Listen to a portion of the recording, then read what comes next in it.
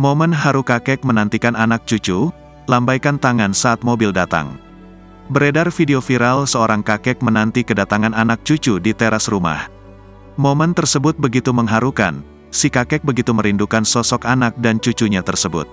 Sampai pada akhirnya, saat mobil datang, ia begitu semangat menyambut kedatangan anak cucunya. Ia nampak berdiri dan melambaikan tangan ke arah kendaraan roda 4 yang dikendarai keluarganya.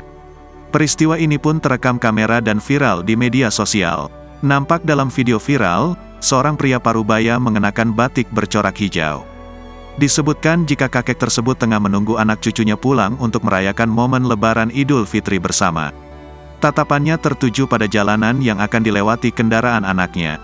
Sampai akhirnya saat mobil hitam yang ditumpangi anak dan cucunya datang, ia berdiri dan melambaikan tangan. Dirinya nampak bahagia atas kedatangan anak dan cucunya tersebut.